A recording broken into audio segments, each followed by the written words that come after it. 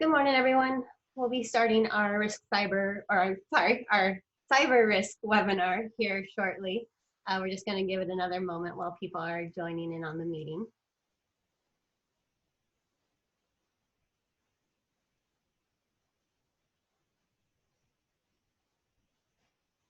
As everyone gets settled in here, I just wanted to run over a few housekeeping items.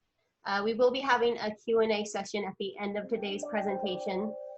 So if you would like to ask a question, please do so using that Q&A feature. We ask that you not use the chat feature for formal questions, as our panelists won't be monitoring that area. We will be recording today's session, and we'll be sending out that recording to all of you, as well as posting it on our COVID-19 resource page. So with that, I'm going to go ahead and hand it over to Mark and Ellie to get us started. Morning, everybody. Thank you for joining us today to have a conversation about cyber risk. My name is Mark Anelli. I'm a commercial risk advisor here at Morrison Garritano. Today, joining us are our own Information and Technology Director, George Perry, as well as our Risk Management Director, Nick Sullivan. What would an insurance conversation be without some fine print? This webinar is meant to be educational and provide you with some actionable items that you can address with your in-house or third-party IT professionals. Over the next 25 minutes, we will discuss a general overview of cyber exposure and what options you have available to protect yourself and your business. Our hopes that this will stir up some questions for us to discuss at the end of the webinar. With that, let's talk cyber exposure. What are the most common cyber exposures to cyber breach? We have cloud breach, business email compromise, vendor breach, rogue employees, and ransomware. What those look like are situations where an employee or staff member may simply click the wrong unknown attachment, and boom, your entire network operating system is in the control of a hacker. They will eventually offer a ransom to you to release your system, but not after some sort of monetary cost of Bitcoin. Another example that we're seeing a lot lately is your HR director will get an email from what looks like an internal employee. The email comes from a staff member, looks normal, but there's some slight changes to it. In that email context, that employee saying, hey, can you change my direct deposit from this bank to this bank? If not looked at or reviewed closely, that HR employee may just change it, and instead it's an actual hacker that's moving the money to their account. So a real quick polling question. What do you think the average cost of a cyber liability claim is? You'll see it pop up there. I won't wait for it. Net Diligence has done a research study over the last 4 years and has shown the average cyber claim cost is around $714,000, while the mean claims cost is actually closer to $150,000. Either way, that's a lot of money potentially out there if you're compromised. Let's transition to some statistics. In 2019 alone, there were 187 million ransomware attacks that were detected, and that was only from one security firm. That's a 400% increase since 2017. 66% of malware installed in your system comes from emails. 65% of individuals use the same password for all their different logins. 90% of those passwords can be cracked within 6 hours by a hacker. 90% of attacks are due to employee or human error. So why are we here talking about cyber? Let's talk about cyber in the COVID era, what we're all dealing with. 667% increase of spear phishing attacks from the months of February to March until the COVID era. Cyber criminals have registered over 4,000 domain names containing Corona or COVID. They're using these domains to lure individuals that are seeking information online, get to their website, they gain your IP, they then eventually shoot you an email, that phishing message that looks like it's coming from the CDC or WHO with health advice. Once they hope that you click something, they're gaining access to your networks and your secure data. As we all know, many employers have a remote workforce. What is that doing? That remote workforce is putting a strain on the IT systems and security. All very scary stuff. So we have to ask ourselves, what can we do to protect ourselves? We're going to pass it over to George Perry right now, where he's going to talk about risk mitigation techniques that you could do to protect yourself. Take it away, George. Thank you very much, Mark. Good morning to everyone. It's great to be here. We have another poll question to kind of start things off, just to might modify some of the points based on it, but it really comes down to your IT experience in your company. Is it internal? Do you outsource it? Or do you wonder what it really is? With that in mind, in our today's COVID context, where we're looking at hand washing, face masking, and social distancing, you also need to have some good hygiene to help get through these times. So you want to install antivirus and malware prevention software, but not all products are created equal. So know what you're investing in. Here at M&G, any 24-hour period, we may get anywhere from 80,000 to 110,000 port scans.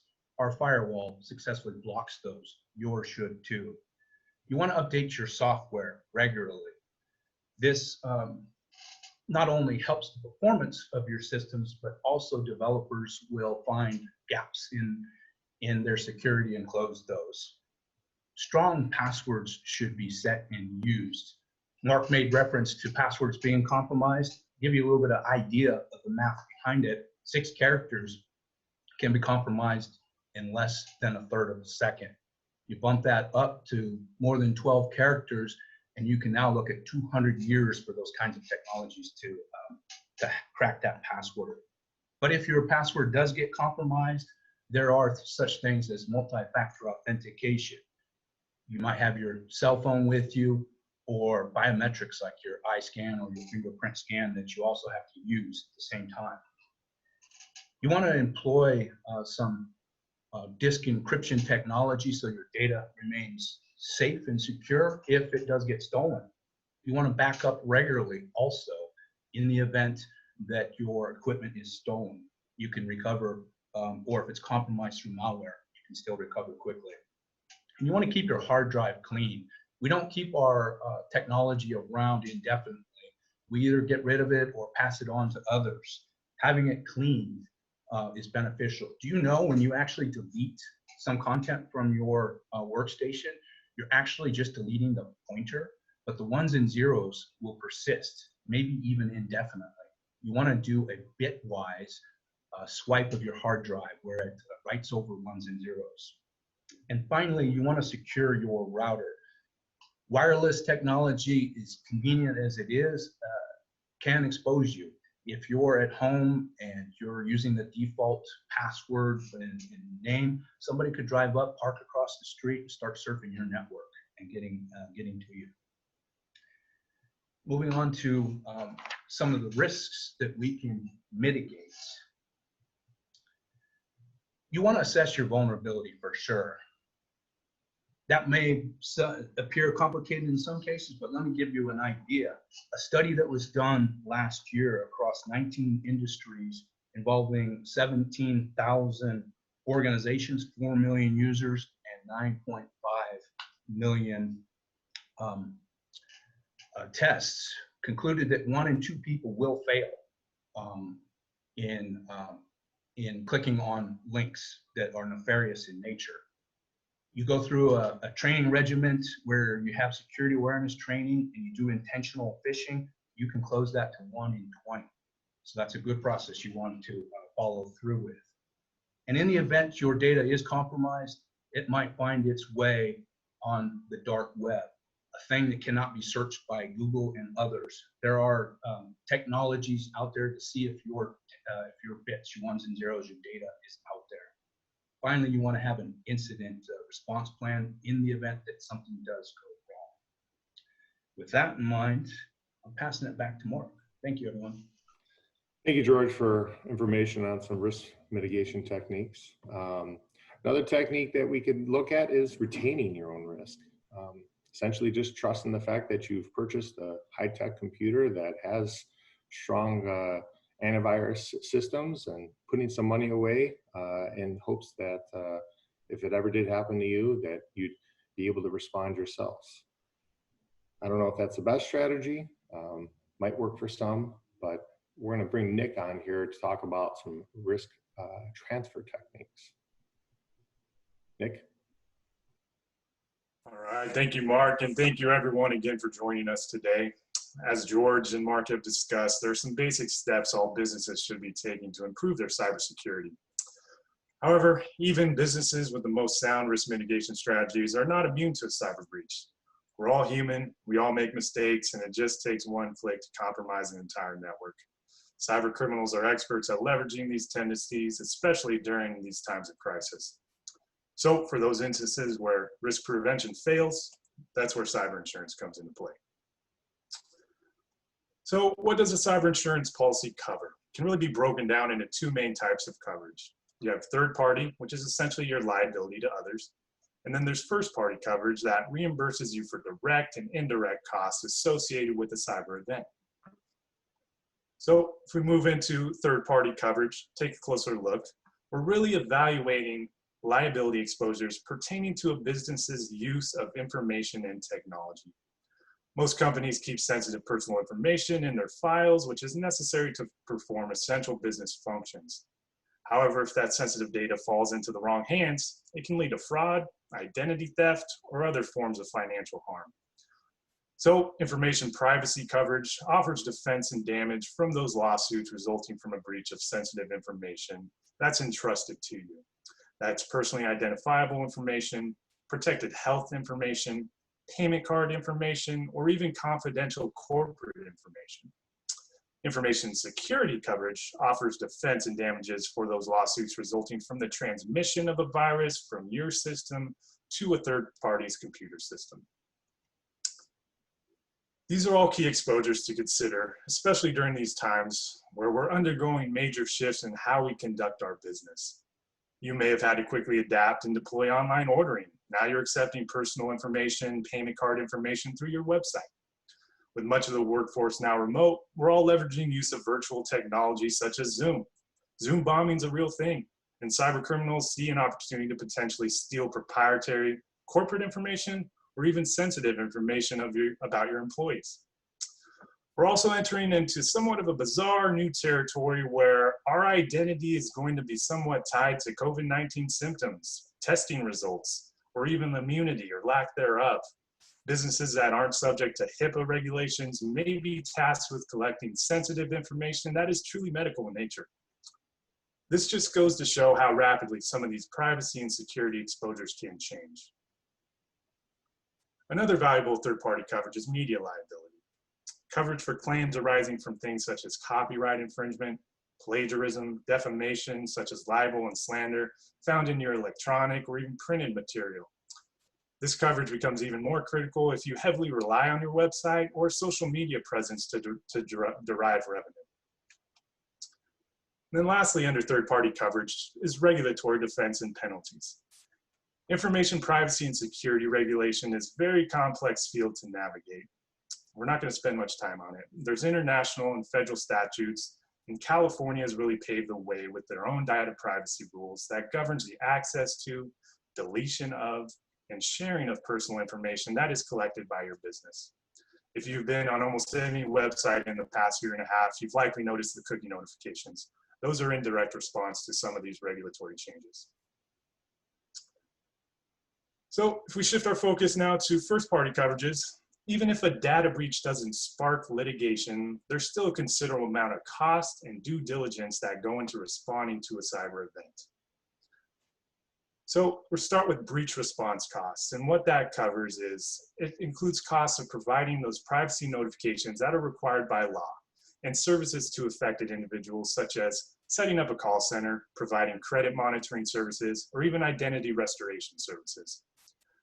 You're likely going to need a computer expert to analyze the extent of the breach. You might need legal experts to guide you through the complex regulatory requirements.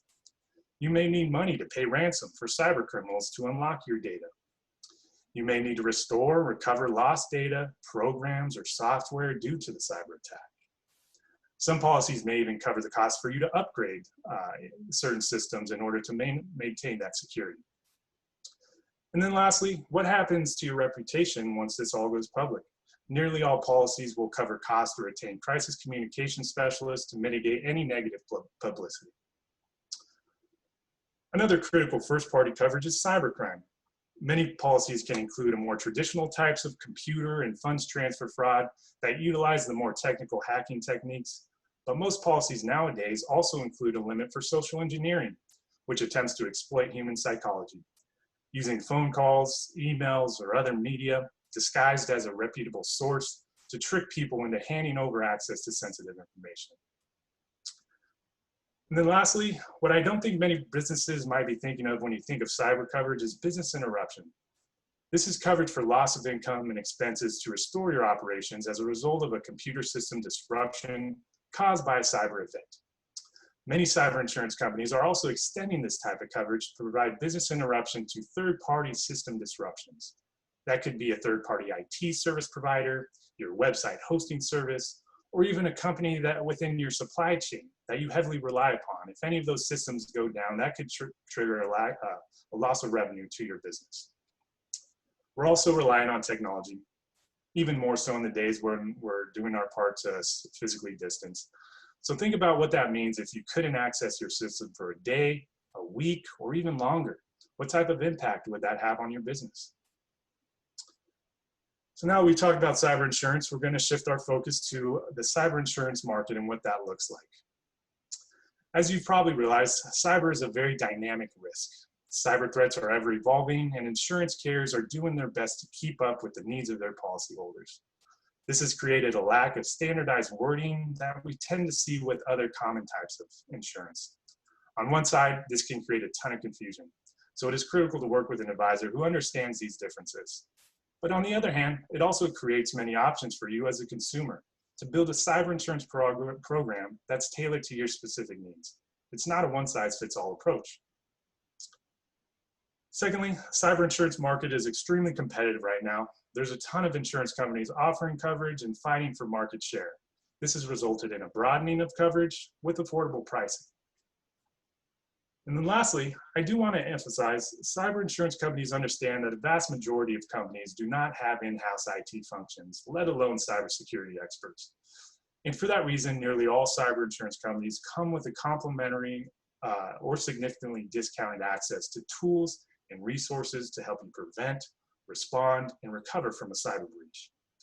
It's in everyone's best interest to prevent a breach from ever happening, so insurance companies have made significant investments into their value-added risk management services. So if I'm not careful, I'm going to talk about cyber all day, but I'm going to kick it back over to Mark for some Q&A. Thank you, Nick, for that very detailed description of the options available to us. Please, if anyone has any questions, please post them in the Q&A section and we'll rattle off through those. Popping up first here is, I'm going to send this over to George. How do you recommend, with all the remote workforce, how do you recommend connecting remotely in a safe way? The best way is through VPN or virtual private network connection. That's technology that will allow an encrypted pathway from your device to your internal network in your company. That's the best way to do it. Thank you, George. Does M&G offer cyber insurance? Yes, we do. We do. We work with a plethora of different carriers that could that offer cyber insurance for different industries. So yes, we do. Is it expensive, or what's the cost running for cyber insurance? I'll take that one as well. It varies depending on your business operations, depending on whether you're storing payment card information, protected health information, personal identifying information, and how many records you actually have available. Whether it's internal records or customers' records, how many records you have available will vary on the premium associated. Underwriting obviously goes into it as far as how secure your systems are and what procedures you have in place.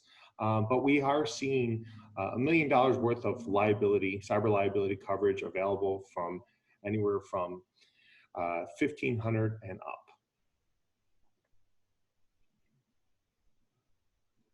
Can we, George, I'm gonna pass this one to you as well. Can you compare VPN versus Outlook and MS Office and Dropbox?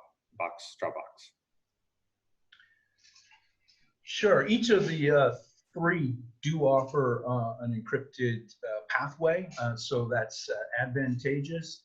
VPN will connect you directly to your internal network and use the servers that you have, whereas Outlook, if it's hosted in the cloud, will have Microsoft hosting that. You can also host it yourself. And then Dropbox is also typically hosted by Google and can offer you the opportunity to secure your files and gaining access to it through encryption as well. So they all have similar encryption technologies, and so they're secure in the way to go. It's just a matter of which one you prefer. Thank you, George. I'll hold on for another minute here, see if anyone else has any questions. There's your opportunity. I know you all want to hear more about cyber. I could keep going.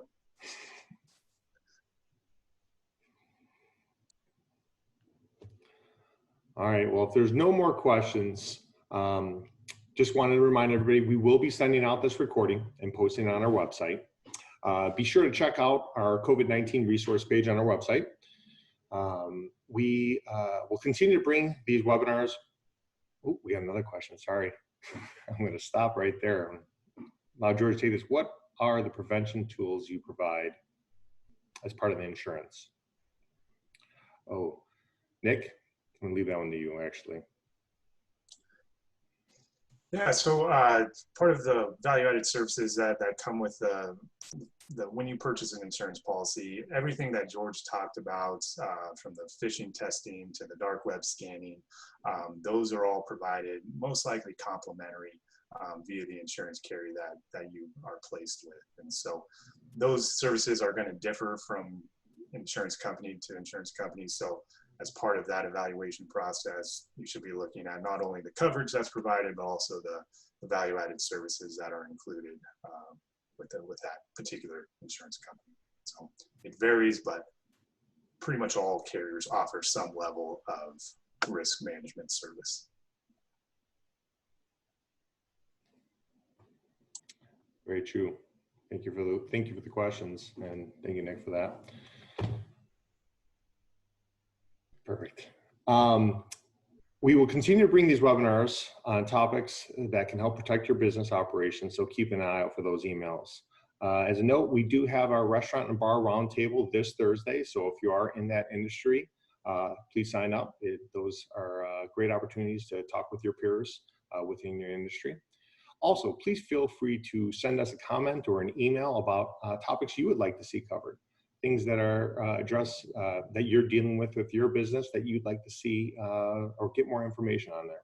Send us any one of us an email or your contact here at M&G, and we'll try to put together some resources for you. So again, thank you for joining us. Thank you for listening in on cyber and your wonderful questions. Have a wonderful day. Thank you.